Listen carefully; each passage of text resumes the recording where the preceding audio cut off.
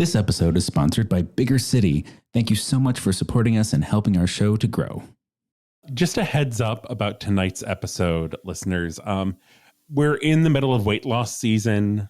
It's coming from all directions, including us tonight, because we're kind of looking at some of the really alarming examples of it that have been kind of coming up this month. So if that's not your vibe, not your jam right now, this might be an episode to skip.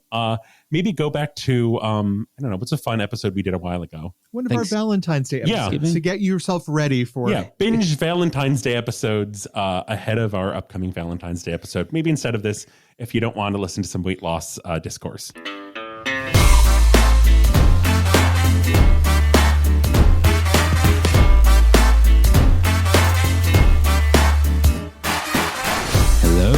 Welcome to the Big Fat Gay Podcast Evening Edition.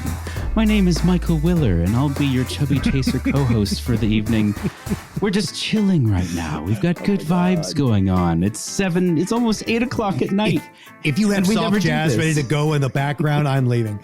This ain't gonna work. Don, bring us back up. Hey everybody, my name's Don. I'm a big chubby guy living here in sunny Hollywood, and today I am a well-caffeinated late night boy. I am good. Dosed up and ready to go. We are recording at 8 p.m. on a Sunday night. That's a rarity for us. God only knows why. And we're bringing the energy. Hi.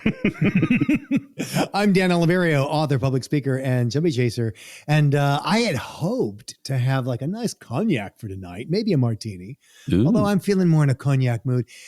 I still may pop up and get that. I'm just warning you all. We may have to pause. I could cognac at any time. But yeah, that's how I feel. I'm Trevor Keyson. I'm a super chub, and I am also an evening boy. I've got some mood lighting in my office. I've got some mood in my mood. Yeah. I am. Dan and I are leaving for our trip a couple days from now as we record this. So I am I'm a packing boy. I have lists. I'm checking it twice. I am going to see who's naughty or nice. Moving right along, thank you to our sponsor, Bigger City. Thank you to our patrons, the people supporting us on Patreon. I know words. I can say them. I say them all the time, usually. And I think our next minisode might end up being another Chaser Chat episode, which we've got coming up, which we're very excited for because that weekend will be the same weekend we record the Valentine's Day episode in person. So it's going to be just... And speaking of Valentine's episodes, we are still taking your questions. If you have any questions about relationships, dating, sex, anything in that world, send them to us. We've got some good ones so far. Yeah. We're very excited to talk about them. We can always use more. If you would like, feel free to share either like a voice memo recording or a video you can send to us of your question, and we'll use the audio on the show, and you can be on the show and make a little cameo. Or you can just type. We do accept written form. We do read on occasion. We have mostly gotten written ones so far. So get on those videos, boys. All right, let's dive in. Doing a dance. It's really out of sync tonight. So we're bumping into each other.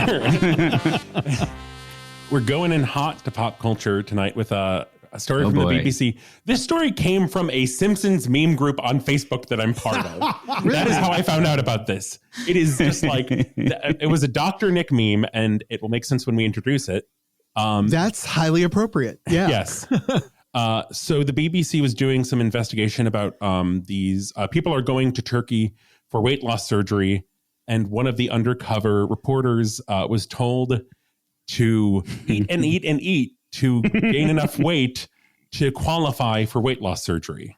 So the I guess internationally accepted BMI, minimum BMI to get bariatric surgery is 35. Yes, but by the way, it is lower other places. And we're still using BMI. Yay. Of course, we're still using BMI.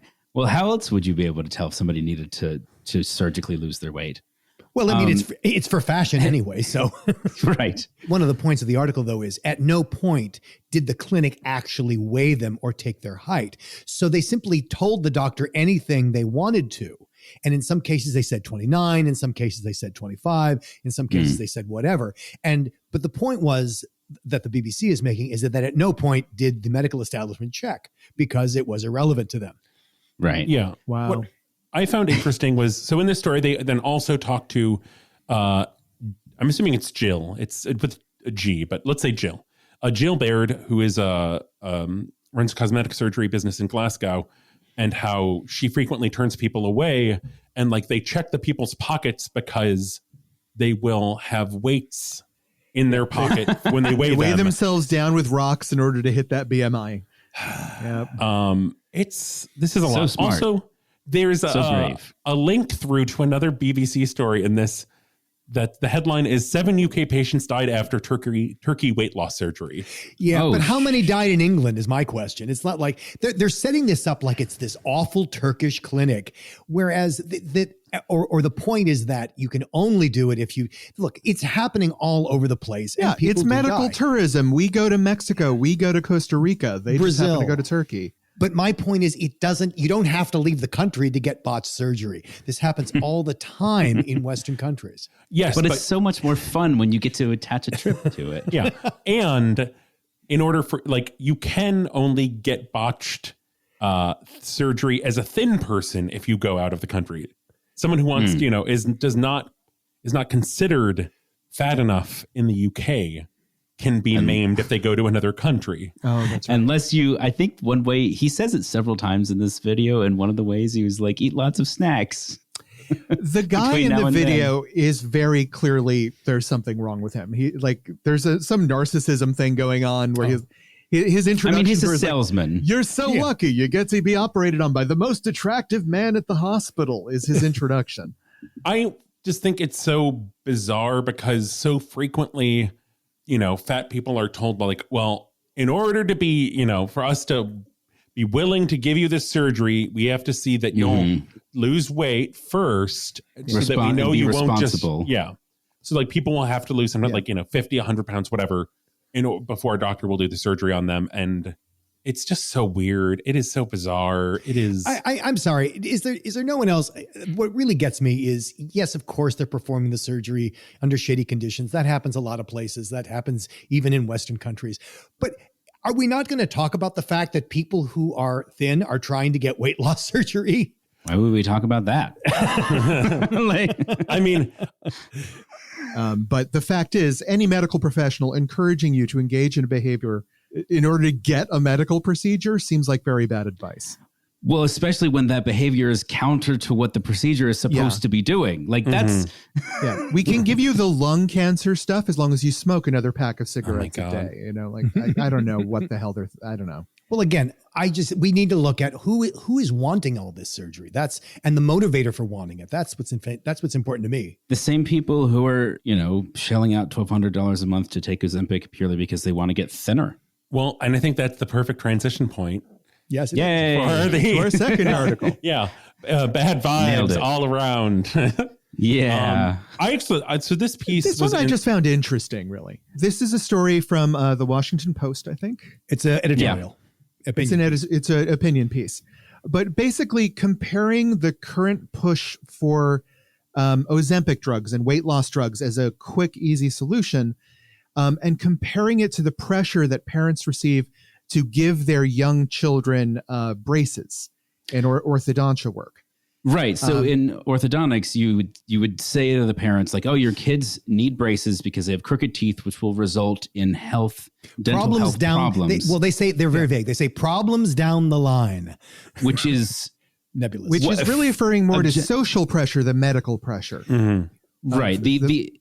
She referenced a study that said like that's really hasn't been proven that crooked teeth don't necessarily mean you're going to have dental issues.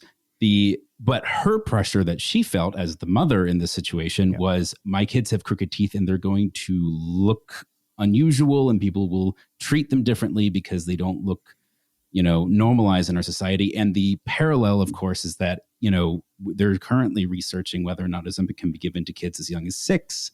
Mm-hmm. And the same kind of parallel can be drawn. Oh, well, your kid's a little chubby now, but down the road, there are going to be health problems. And so you may as well give them this drug now, shell out a bunch of money for it. Which puts you in this very weird situation of a parent is like being told you're a bad parent if you don't give these kids the social advantages later on that you're able. So the same pressure as being applied to braces could conceivably being applied to parents with Ozempic if Ozempic gets approved for younger children. Yeah, I do think there's one major difference here. And that is that when you give your kids braces, they have braces for a finite period of time. Yeah. When you go on Ozempic or Wegovy or whatever, you're taking that now for the rest of your life. Yeah. Yeah. So that is a huge difference, I think, which is why, I remember still that NPR article, which was uncharacteristically slanted for NPR, about like kids are not getting enough weight loss surgery. Yeah. And the reason I bring that up is because theoretically that weight loss surgery would be a one-time thing like orthodontia, which makes you look better and, might have some medical use down the line. We don't know. We don't care. But, meanwhile, I like that the author of the opinion piece compares it to, we're going to give you a nose job so you'll breathe better. Mm-hmm. Yeah. We should say the author is Kate Cohen. We should credit the person who wrote it. Yes, indeed. She also points out that this is not cheap. This is $1,200 a month until, eventually, insurance and the article supposes in the future it'll be balanced, Yeah. Which is a good point, because as it becomes more in demand, as it becomes more competitive, if you choose your insurance company based on whether you can get weight loss drugs, I think the price will come down drastically. Jeez. Yeah. But it's a very in-depth look, and she, uses her own experiences as a way of making the comparison. And I think it's a very, very incisive look at the sort of potential dark future if we're not careful. Yeah. I really just love, because at the end, the kind of rhetorical question she leaves the readers with, that says, taking away your kid's joy in food might be worth it if your child is chronically ill and suffering. But if your child is fatter than the world thinks they should be, how many parents are strong enough to resist? Yeah. Yeah. You say a dark day is coming, but actually, Michael, I think we're there. Really think we're there. Yeah.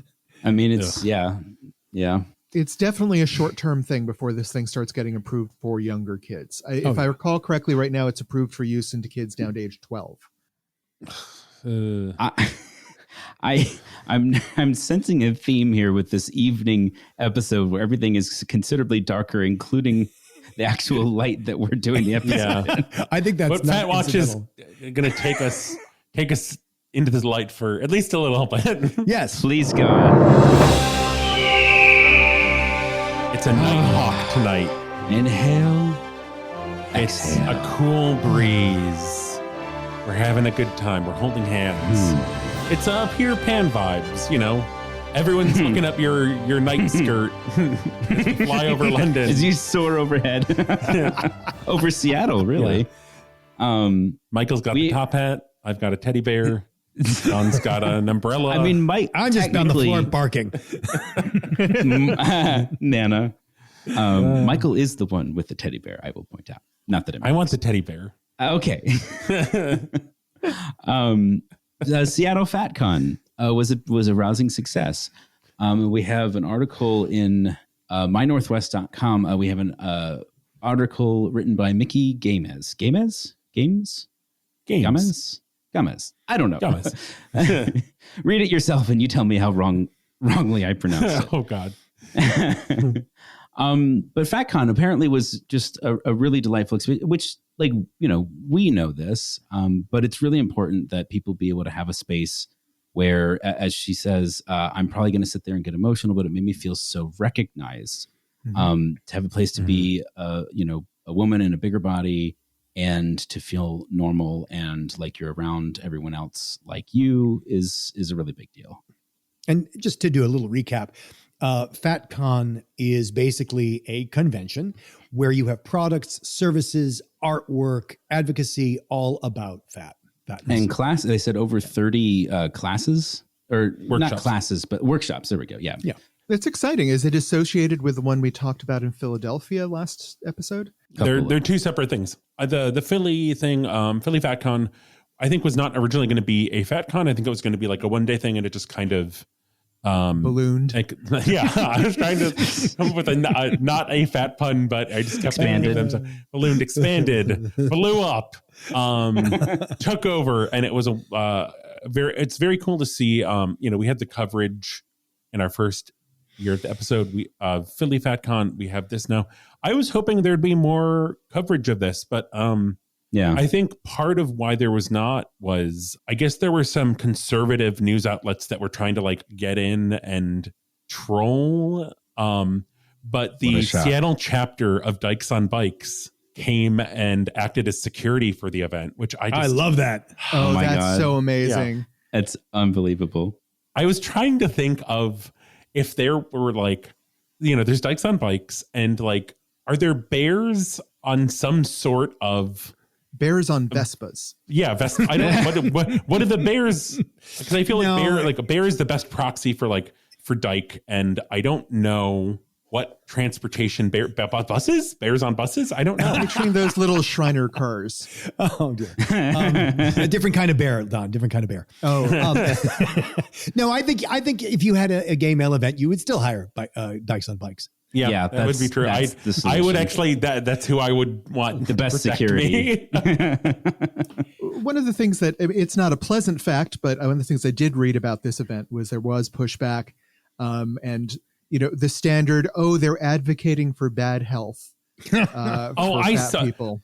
I saw that dweeb. Yeah. Like this like nice. Conservative news. I don't know. Like he's a dweeb. But I have to say, I'm happy to see that happen because I'm happy to see the pushback against it. Against what? Against that accusation. I was confused.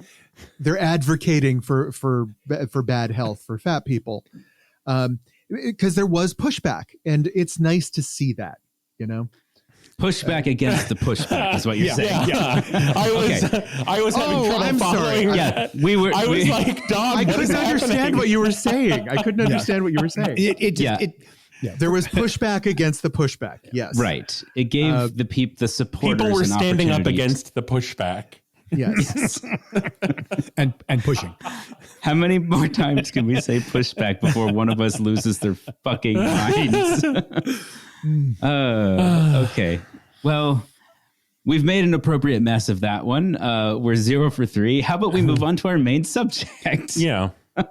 So having talked about kids on Ozempic and having talked about fat acceptance and all that stuff with FatCon, it's hard not to notice nowadays, whenever you watch an awards show, there's one through line to all of the jokes being made about the audience members, and it's Ozempic. It's hard not to notice that there seems to be a push right now among the sort of like the celebrity class of using this as a quick, easy solution, which is fine, but it also becomes this massive marketing push going out to the whole world about Ozempic. And there's also this really cringy thing like, I lost weight the real way. I didn't cheat and use Ozempic. Yeah. There's a weird shittiness about that. Yeah. It's really like, it's not good enough that you lost weight like you're supposed to. You have to lose weight the right way. And I remember people used to say that about people getting gastric bypass. Absolutely. Too. It was somehow cheap and easy doing it exactly. that way. Well, because if you're not suffering, then what's the point? Oh, well, no, Michael, you're really right there because, there's also, like, for example, there is a drug that will clean out opiates from your system almost overnight. Like you basically go to sleep, you wake up, you are opiate free. And the pushback against it is that it's too easy. That they don't suffer enough. They should have to go through a week of withdrawals of detox, before they're clean. Yeah, exactly. Well, and so there's a lot of this going around. And then I think there is just the general thing of seeing, on like, I know going through Instagram, just like seeing a lot of people who are smaller than they have been. And it's like, is there going to be is an Ozempic jump scare coming? Are they sick? Like what, just because there's that like lizard brain thing, I think that a fat lizard brain thing that a lot of us have, we're just like, we're like kind of bracing ourselves for some kind of something around, a fitness journey, a shedding for the wedding, a whatever nightmare weight loss thing. And it's just like, trying to grant that person their being, but also not wanting to have anything to do with that if it is going to be one of those situations. Right. So the one of the sort of core things we're talking about going into this subject was like, when you observe, like Trevor was saying, you observe someone who's clearly going through some weight fluctuations, seems like they may be losing weight substantially. And you're kind of in this space of, okay, do I stay tuned in knowing that this is normally somebody that I really like to tune into and support and whatever it is that we engage on, with the risk of them coming out at some point and sliming me with whatever their weight loss crusade, if they have one, or are they going to just like sit on it and not say anything? And then you just have to kind of like sit and wonder, like, at what point am I going to know what's happening? Like we kind of were talking about like the fat celebrity or the fat person that you support, you admire, who loses weight and you don't really understand. Like, I think what you're trying to say, Michael, is that it's one thing if they're thinner now and that's it. Mm-hmm. And then you might have feelings about that. And then it's another matter if their weight loss has become the subject or the theme of their Instagram, or it's become like, look what I did. Yeah. And that's, and not that that's good or bad or wrong. It's just that that's different. And that's different if you are sensitive to the topic. I would argue that fat people online cannot go through any sort of body change without it becoming, especially if they are a public figure, without it becoming the conversation.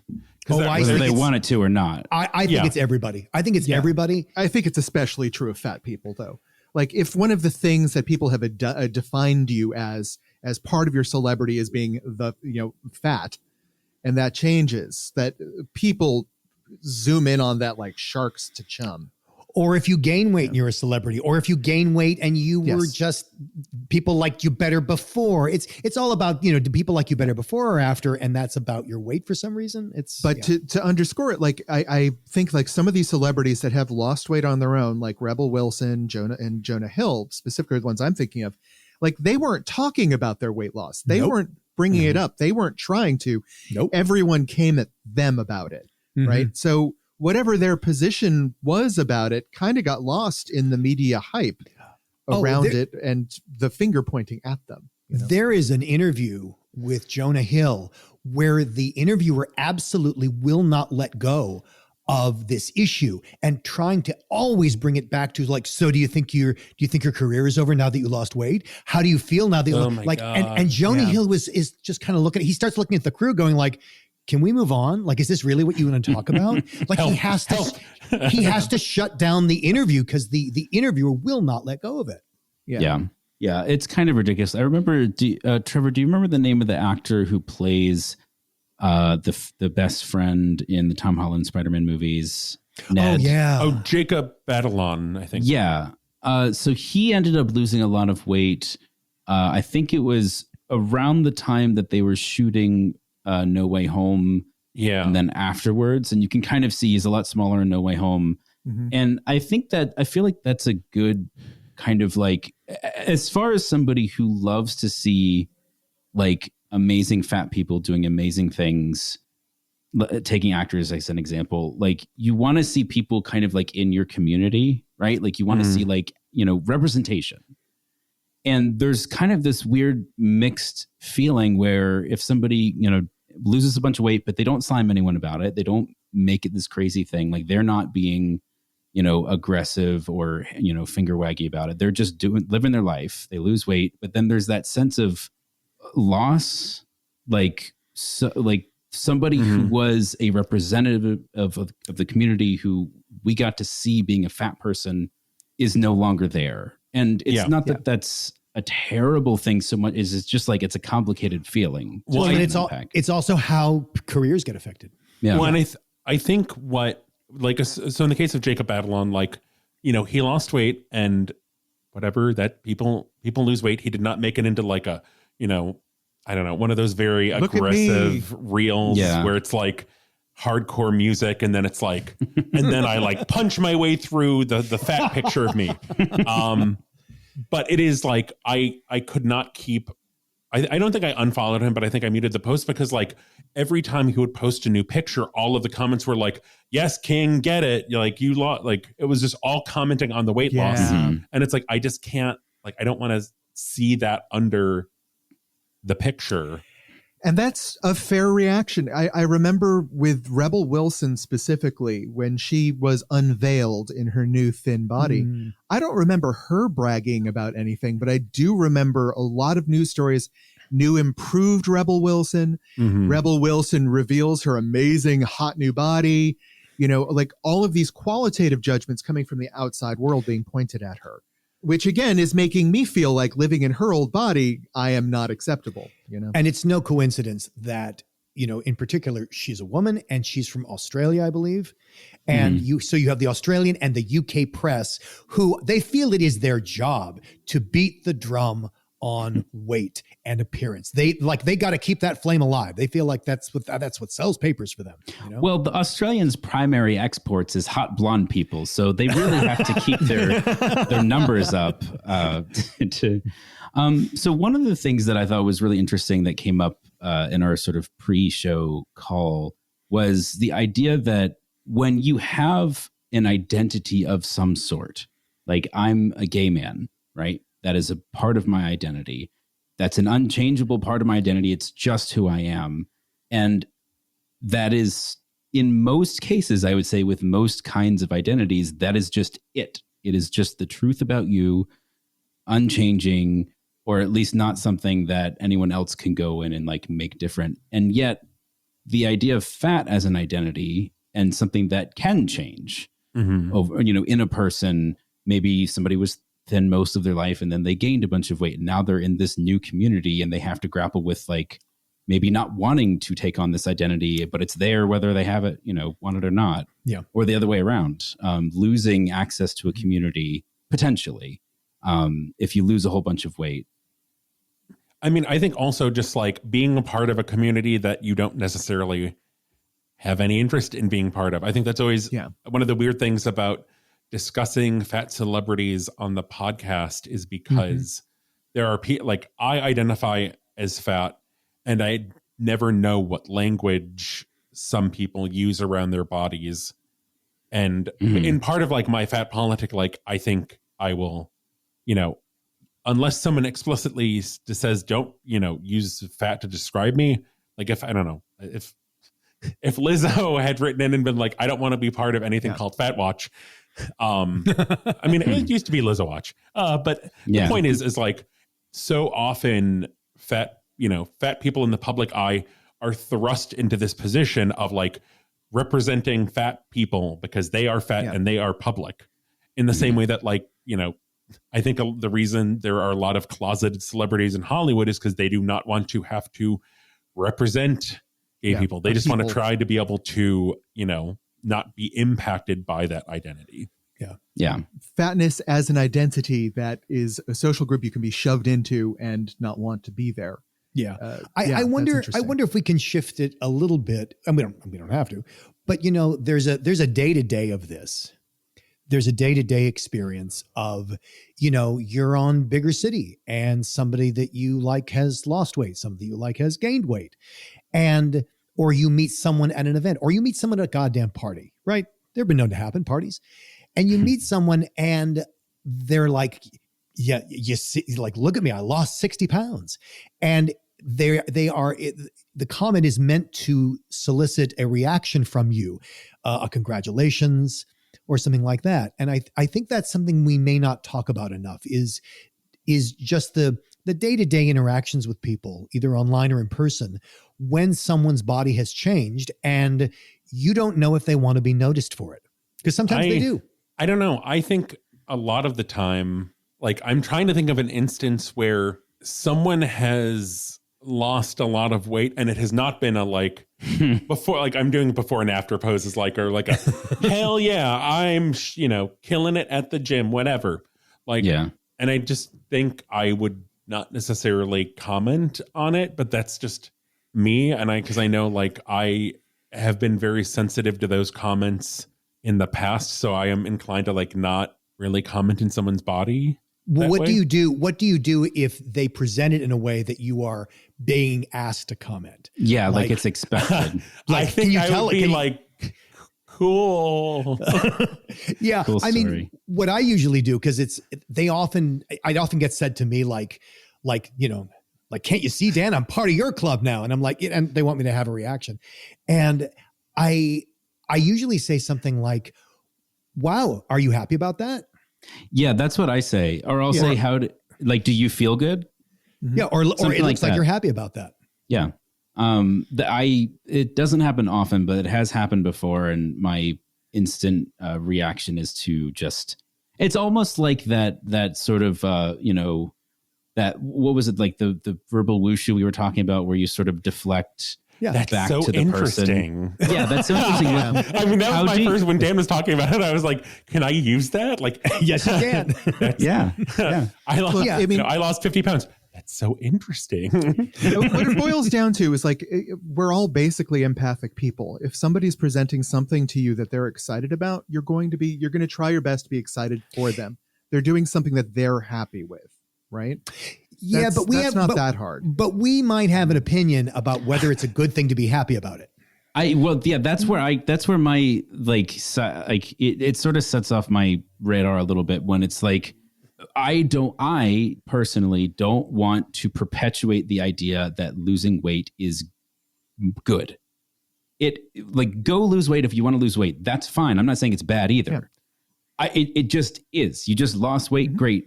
That's your thing. That's what you did. I don't want to build, because as soon as you say losing weight is good, the implication is that gaining weight is bad. And I don't want to perpetuate that ever. But you feeling good about yourself is something we can perpetuate. If you come to me with bright pink hair and I think it looks god awful, but you're happy with it about it, I'm still going to be happy for you. Sure. I am just going to be, the resident maybe sourpuss here and be like, I feel like when someone posts their weight loss pictures and before and after stuff, it is kind of the same feeling that I have when my cousin posts pictures with her gun, where I'm just kind of like, that's great for you, but I want no part of this. And I'm just going to keep and scrolling cool. I don't have anything to say about this. Mm-hmm. I don't think I necessarily have to be happy for anyone's journey, but I'm not going to be like, I think that's stupid. I think your picture with your gun is stupid. I'm just going to kind of think that and try not to be too big of a sourpuss. If, she's like if my cousin ever was like, here's my gun, I would be like, no, thank you, please. I'm leaving. But I would try to not have that reaction if someone was, at a party and talking to me about their weight loss and everything that it entailed. What I like about the question, are you happy about that? Or did you do that? Was that deliberate? What I like about the question is that it does interrupt the automaticity of weight loss equals good. The thing that Michael was talking about. Yeah. And the question actually gets them. And what's happened when I say that, when someone has, again, they've asked me, they've solicited a response in some fashion. And they want affirmation. They want validation of what they've just been through. And by asking the question, it's really funny because what passes across their face is this look of what do you mean? It interrupts that automaticity. It makes them stop and think about it. And again, it's not that I'm yucking their yum, but just I didn't realize I had a choice of reaction. I didn't realize I had a choice about whether losing weight is good or bad. Because people don't think of it that way. They think of it as a given, from the universe. Well, and it refocuses the conversation somewhat onto, as Don's pointing out, what actually matters, which is, if I care about you as a person, I'm happy that you're happy. Yeah. I'm not happy or anything that you've lost weight. I don't really care. If you're happy right now, you feel good about your life, great, thumbs up. And the question is are you happy about that? That immediately shifts it into, how do you feel as a person? Mm-hmm. That's what I actually care about. Yep. And I'm not going to perpetuate the idea that, losing weight makes you good / happy.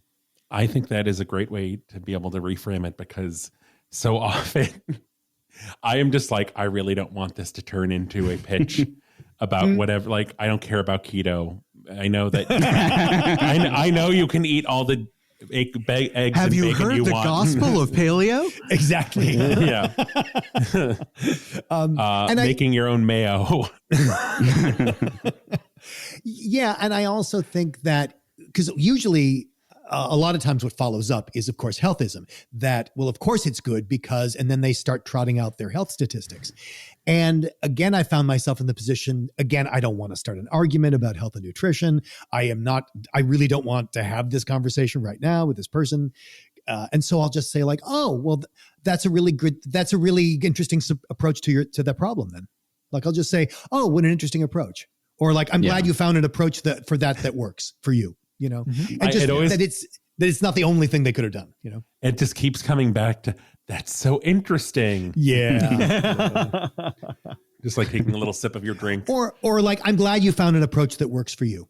I am imagining Dan saying that as the like Kermit Lipton tea meme. Like, I'm so glad that works for you. But that's none of my business. So can a fat person who has lost that weight still speak to fat issues, or do they lose that right to talk about it? Oh, that's a big thing. That's a big because they're can going of to worms. be like Jonah Hill. If he loses all his weight, he's still going to be asked questions about the role of fatness in Hollywood the rest of his life. Oh, yeah. But I think having been different sizes gives him more credibility on that issue. I think what Trevor and I were groaning about is that if you are a fat activist, if you are someone who has been on the forefront of fat activism and all of this, and then you lose weight, there is a definite sense that you've abandoned the cause. I'm not saying that's true. I'm saying that there's a perception out there that I think one of us was talking about where it's, you're no longer a member of our club. Yeah. Mm-hmm. Well, I think in that case, it really just kind of, I think there's so much that it depends on, because I think in kind of the cases that make me groan, those people are not going to really have any interest in fat activism anymore, because people lose weight for all kinds of different reasons. Mm-hmm. And I think like there's a lot of fat activists who have been all kinds of different sizes throughout their life. And, in old age, they're at the smallest they've been, they're at the largest they've been, but it's still just, there's so much dedication and passion that I think like the instances and where that question comes up, those people are not really interested. Like they don't want to sit with us anymore. Yeah. I think it's that, I've finally gotten out, and I don't want to have to worry about this ever again. And so you sort of leave it all behind. Is what can happen. I'm not saying that always happens or even necessarily should, but and there's a sensitivity to like, okay, well, you've lost weight, you've walked away from the community, you don't identify as fat anymore. So should you still get a say, even though you used to be fat? I mean, yeah, that's a huge deal. And I mean, Trevor and I know people who are definitely in that position. Like they feel like they don't have a right to say what they used to be able to say because they're not the same size anymore. And they feel bad about speaking up at their new size. So there's a loss on both sides. I think in like the case of, let's say, you are a supersized person who is not anymore, and you have been through whatever journeys, you maybe were a fat activist and then you weren't, and you are. I think if you have come back to that space, or if you never left that space, you probably have the awareness to be able to speak to your, the past instance of being that larger person, but also recognizing that you don't necessarily speak to that experience currently. Yeah. And that you should lift up those voices because the disparity of that, and that you can speak to the spectrum of it. Right. Yeah. I think there's just a necessary sensitivity, and like none of this would matter if being fat weren't such a terrible, terrible crime in our society.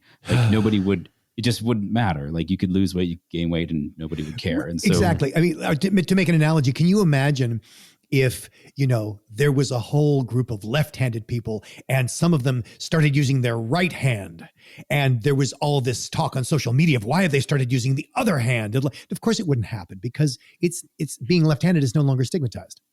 Yeah. Yeah. But being ambidextrous is. I'm giving you a little. Oh, come on. Oh, come on, Trevor. Do you really believe anybody is really ambidextrous? I see you, bisexuals. Our bi listeners are spitting out their tea. I'm putting my hand on the glass. I think we're in for a hell of a year. I think there's going to be a lot of cool things and a lot of really awful things. So it's the salty and the sweet. We've had a little too much fun this year already. We had to do a downer episode at some point. Yeah. But Valentine's Day is coming. Do we have a tip today? Oh, we do have a tip. If you want to see a fat celebrity, maybe you're just tired of Instagram. You want some feel good. I mean, I actually can't say. I would check out the trailer for Crazy House, the new Nick Frost movie. It looks truly bonkers in the best way. Nice. It is, and I always like Nick Frost. He's always a fun person.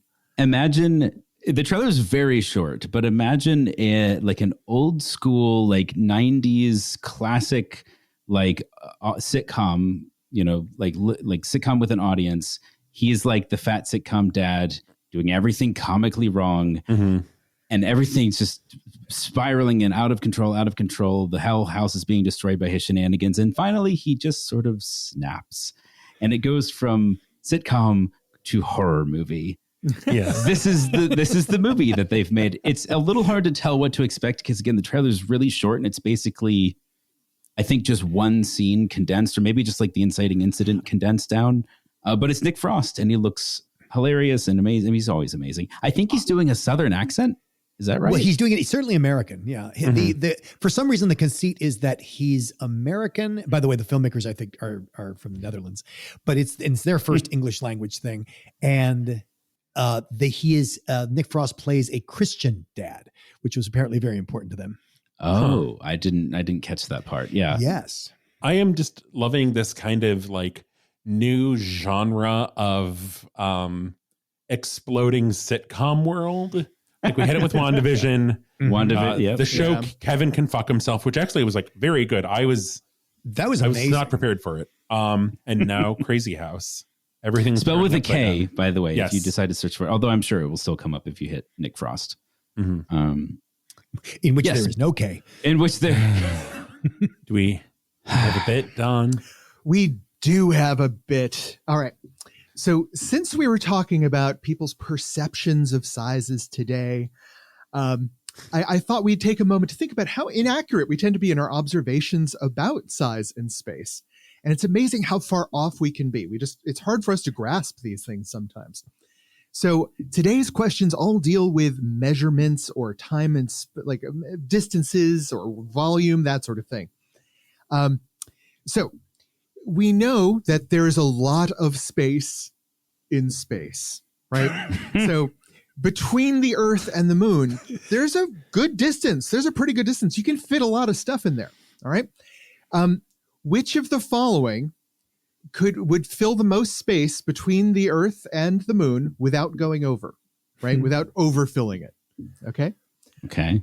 1, all of the planets in our solar system. 2, 10 planet Earths. 3, 20 moons. Or 4, 3 Saturns. I think my instinct is 20 moons, but yeah, there's 20 moons distance between the Earth and the moon. What was the Earth one? How many Earths? 10 planet Earths. Like, because if you imagine, like, if the moon were to take up your full field of view, like if it was at your position and then you made it 20 times smaller, wouldn't it be about the size of a quarter? Or is that not far enough away? Well, it's pretty small, Michael. I know if I put my thumb up, I can block the moon completely. Yeah, that's my point.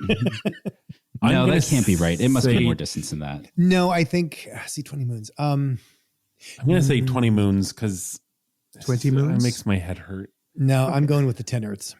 We got 10 planet Earths, Michael? I think 10 Earths. I'm changing my answer. I think 10 Earths. All right. Yeah, when I said it out loud, it didn't sound right. The 20 moons part. The correct answer is, in fact, all of the planets in our solar system. What? Fit between Earth and the moon at its longest orbit. At its apogee, yeah.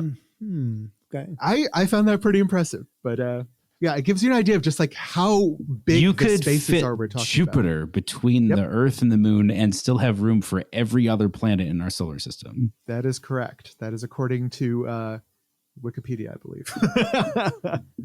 Okay, our planet supports over 8.7 million species.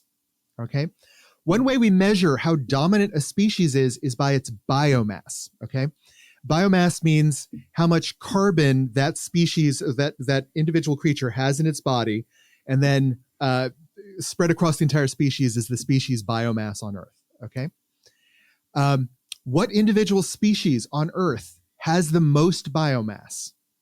1, cattle. 2, humans. 3, the Antarctic krill. Or 4, ants. I think ants, if I understand correctly, this is not a good evening bit for my brain. I don't know. A lot of I'm thinking. I'm going to say Getting into ants. the science. yeah. I mean, if it had been a choice, I probably would have chosen uncles, but I think I'll go with ants. Wah, wah, wah. Okay, we got 2 for ants. Ants. The correct answer is, in fact, cattle. Cattle has over 520 megatons of biomass on Earth. Humans come in at 350. Krill come in at 379. They beat us. Ants are at 12. But for some reason, we're always talking about ants as being like this massive biomass on Earth. I just thought that was interesting. Weird. We've dived into our science for the day. We've been good. Now we get our dessert. All right. And of course, when we're talking, actually, this is a very bad intro because I'm trying to segue into a question about semen, right? So dessert, probably not the best thing. All right. But I'm just going to boil it down real quick. What size container would you need to capture the majority of a blue whale's ejaculate, right? How much semen does a blue whale produce? Oh, it's That a is the lot. question. I know it's a lot. Okay. Like it's like an insane amount. Would you need an ice cream pint container, a milk gallon container, an office water cooler tank, or a children's pool? I mean, I think it's a children's pool, but I thought it was more than that. I thought it was like something like I think a children's pool. I'm going to go with the water cooler. Would you say the water cooler, 5-gallon water cooler? Yeah, an office water cooler tank. Yeah, I'm going to say that. So we got 1 children's pool, 1 water cooler tank. Michael? children's pool. Okay, we got 2 children's pool. Dan, you know your semen, don't you? I do. Well done. A whale is estimated to produce 5.4 gallons of semen per ejaculation. There you go. Ugh. 5.4 Lovely. gallons. Enough to drown in. That's right. You turn that upside down, you put a spigot on it, and there you got a water cooler. That is a volume I would not have guessed. So, dear listener, if you are collecting whale semen and you want to tell us about it, Trevor, where could they do that? Well, we're on Instagram and Twitter as @BigFatGayPod. We're on Facebook as the Big Fat Gay Podcast. Leave us 5 stars there. Leave us 5 stars on your preferred podcast listening platform. Support us on Patreon at patreon.com/BigFatGayPod. See the articles we talked about at www.bigfatgaypod.com. Oh, side note, not that this really matters that much, but apparently Google Podcasts is shutting down in the next few months, and they are switching over to YouTube Music. So if you happen to listen on Google, and that's where you'll find us, YouTube Music. Maybe you're in the future and you haven't listened to the podcast yet. You're scrolling through YouTube Music and you see the Big Fat Gay Podcast and you click on it. So now you're listening. So and if you click on this episode, watch the